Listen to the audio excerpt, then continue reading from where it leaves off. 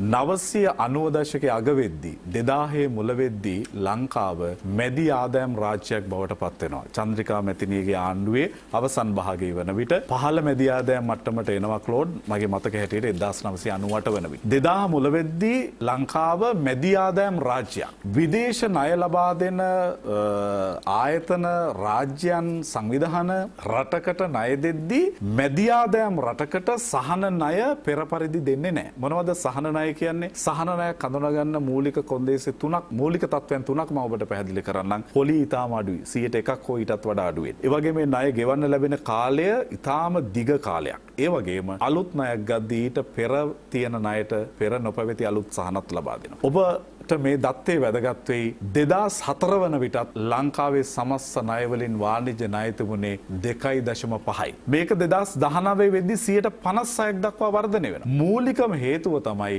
අපි සහන ණය ලබාගත හැකි ආර්ථික සීමාව ඉක්මවා යනවා. ඒක තමයි වාණිජ්‍ය ණය වලට යන හේතුව.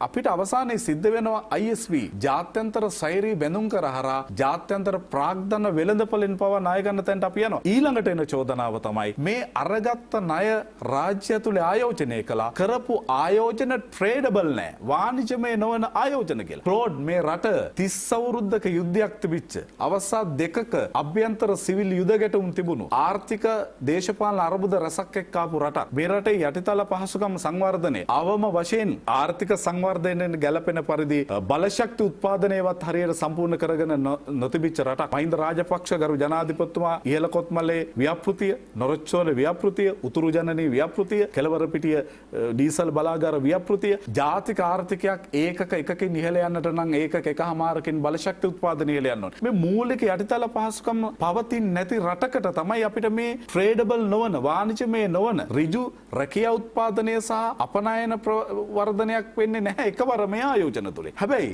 මහින්ද රාජපක්ෂ ගරු ජනාධිපතිතුමාගේ ආණ්ඩුවට මේ ට්‍රේඩබල් නොවන ආයෝජනය සිද්ධ කරන්න වෙන්නේ ඒ ආයෝජනය සිද්ධ නොකළා නම් ට්‍රේඩබල් වාණිජමය ආයෝජන එන්නේ නැහැ රට ඇතුළට. බලශක්තිය නැති රටකට ආයෝජනයක් කීද? පාරවල් ටික නැති ශරීරයේ මිනිස් සිරුරේ තියෙන නහර පද්ධතියට සමාන කළ ආර්ථික විශ්ලේෂකයෝ රටේ මාර්ග පද්ධතිය. මේ මගේ දිස්ත්‍රික්කයේ ගාලු පාර හැර කාපට් අඟලක් තිබිච්ච නැහැ 2005 වෙනකන්. මාර්ගපද අගලවත්ත වගේ දුෂ්කර ආසනයක කර්මාන්ත ශාලාවක් කතා කරලා වැඩක් තියනවද?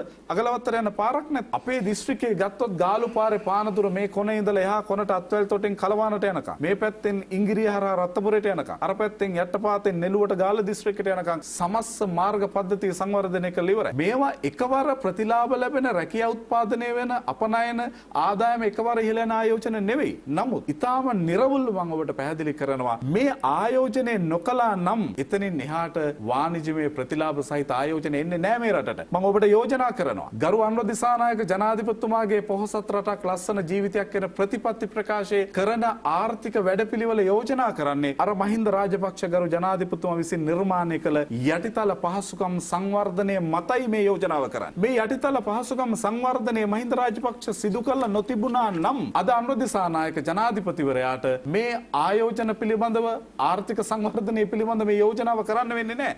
එහෙනම් කරන්න වෙන්නේ දක්ෂිණ අධිවේගී මාර්ගයේ හදමු කියන යෝජනාව. ගුවන්තොටුපළ දක්වා කොළඹ ඉඳලා කටුනායකට හයිවේ එක හදමු කියන යෝජනාව. අපිට ඩීසල් බලාගාරයකට එහෙම නැත්නම් ගල්ලංගුරු බලාගාරයකට අලුතෙන් යන්න වෙනවා කියන යටිතල පහසුකම් යෝජනා ටික 2024 ආණ්ඩුවට කරන්න වෙන්නේ. ඇයි එතනින් එහා යෝජනාවක් කරන්න පුළුවන් උනේ මහින්ද ජනාධිපතිතුමා කරපු මේ යටිතල පහසුකම් ආයෝජනය නිසා. කිසිවෙකුට හිතනවා නම් මහින්ද ජනාධිපතිතුමා ගත්ත ණය අපතේ ගියා කියලා ඒ අදහස නිවැරදි නැති බව පෙන්වලා දෙන්නයි මම මේ පැහැදිලි කිරීම ඔබට කළේ.